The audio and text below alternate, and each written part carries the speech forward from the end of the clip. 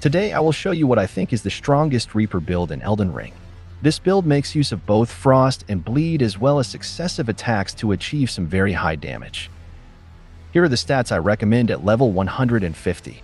The weapon scales primarily with strength, so that's the stat we're going to focus on for damage. You can then dump the rest into vigor and endurance. If you have more points after that, spend them in dexterity or intelligence. For the weapons, we will be using 2 Grave Scythes. This is in my opinion the best scythe because of its availability and innate bleed.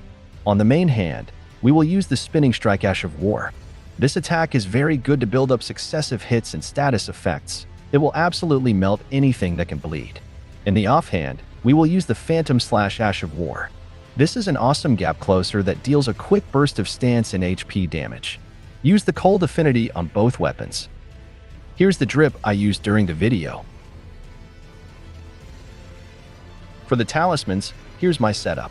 The Ritual Sword Talisman, for a free 10% damage boost when at full health. The Shard of Alexander, to boost our Ash of War damage by 15%.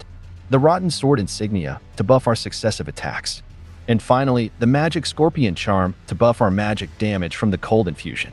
If you don't want your defense lowered by the Magic Scorpion Charm, you can replace it with the Claw Talisman or the Lord of Blood's Exaltation. For the buffs, we will use the Golden Vow Ash of War on any random dagger and Bloodboil Aromatics.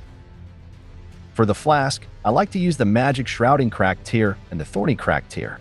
They will stack with our talisman setup and multiply our damage. And that's all for the Ash of War build. I will also include a jump attack build at the end of the video. It will be showcased against Radagon and the Elden Beast. I hope you enjoy these builds in the showcase, and see you later.